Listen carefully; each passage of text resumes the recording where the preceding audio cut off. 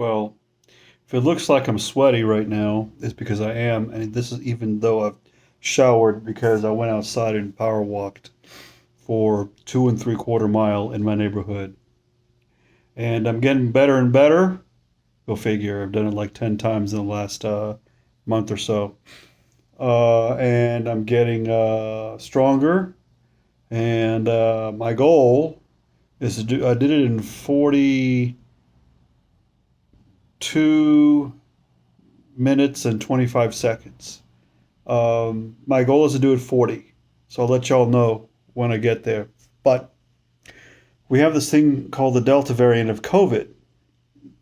And because it's more transmissible, the goal for us to reach herd immunity through immunization is 80%. It used to be 70%, but we have a variant that's more transmissible, so we need to get a higher percentage of our population because we need to get it down to 20% unvaccinated so that they're less likely to meet each other and out and about among the unvaccinated. So it's a higher hurdle to clear. Thanks, guys.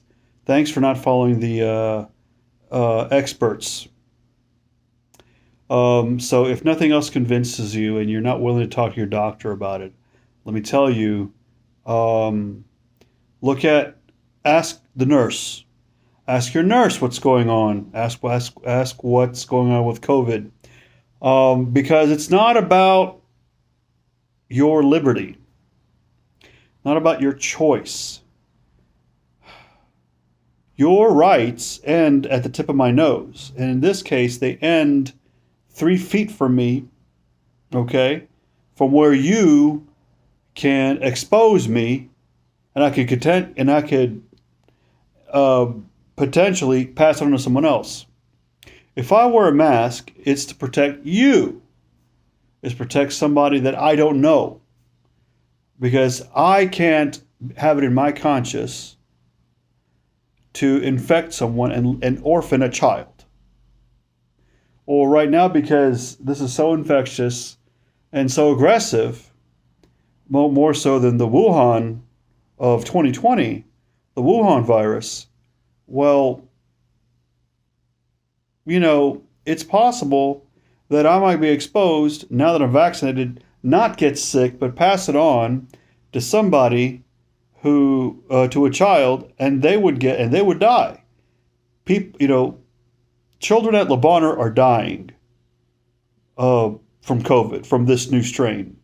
For those not in Memphis, that's our children's hospital here. Not like the regular care, not the research care like St. Jude, but the regular acute care for like injuries and communicable diseases and stuff. Um, so, yeah, just if this were a war, you'd fight your best in order to make sure people don't die. But right now, COVID is accelerating to, hospitalizations and deaths are growing in a manner which suggests they're going to become even more prevalent than the first couple of waves of last year. The solution is for you to get your shots, because we're not to where the proof, it's not about the FDA proving it over the course of years that this is safe or that you have a right to do something. Right now, it's about you doing your part to avoid what is going on right now with these increases in hospitalizations and deaths and intubations, because we can only put together so many hospital beds. We can only put so many ventilators out there for people. So we're going to fight this war to the end. And we're going to do it together as Americans, because people are dying in numbers that we have not seen since the Civil War and World War II. This is a war against a willful ignorance and selfishness. We are a country. We are a society. The things we do. I know we're founded on, in liberty and such and such. We are not immune to the natural consequences of our actions. Other people are not immune to the natural consequences of our actions. You are not immune to the natural consequences of other people's actions. Okay? You would not want to get made sick by someone else because they didn't wear a mask, irrespective of whether or not you did. And besides, people are coming back out of this hospital if they don't have private insurance with massive hospital bills, because if you stay in the hospital for 10 days or so, you're going to get a bill in excess of $100,000. Most people would be wrecked by a bill that's $2,000 because most people have to clock in and clock out in a job that's about $15 an hour or less.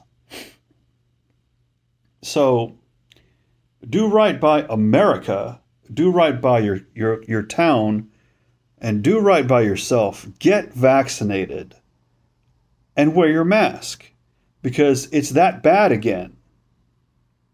Oh, and Governor DeSantis of Florida, who's willfully misinforming and misgoverning. He says that he's not going to take advice or guidance from the president until he fixes the border. And, I look at the map and I kind of see his point. Because, yeah, the border region between Florida and Alabama and Georgia, those are some very poor, backwards parts of the country, and Tallahassee is right in there.